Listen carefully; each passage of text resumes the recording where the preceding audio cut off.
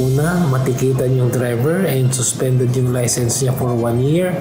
Yung pong sasakyan naman, pwede naman pong ma-impound na, and then with a penalty of 50,000. Nagtapos na ngayong araw ang 15 days grace period sa mga unconsolidated jeepney mula noong April 30. Kaya simula bukas, manghuhuli na ang Land Transportation Franchising and Regulatory Board o LTFRB ng mga kolorum na jeep o yung mga hindi umabot sa deadline ng consolidation. Kapag hindi nakasama sa kooperatiba ang prangkisa ng isang jeepney, ituturing itong kolorong vehicle at hindi na pwedeng magsakay ng pasahero.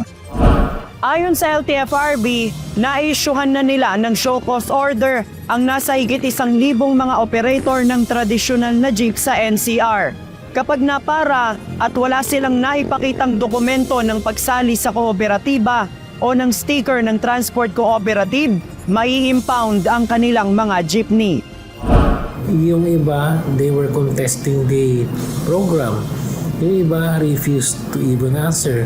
In all cases, we have already made a resolution that since they did not comply with the industry consolidation required by the government, tanggal na po yung prangkisa nila.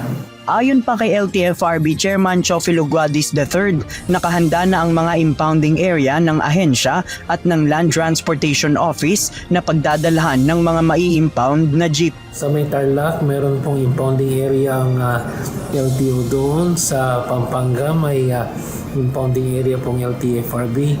Either way, pwede ko namin dalhin yun for impoundment. Bukas may nakatakdang pagpupulong ang LTFRB, Land Transportation Office, Metropolitan Manila Development Authority o MMDA at Philippine National Police upang pag-usapan ang gagawing operasyon ng panghuhuli.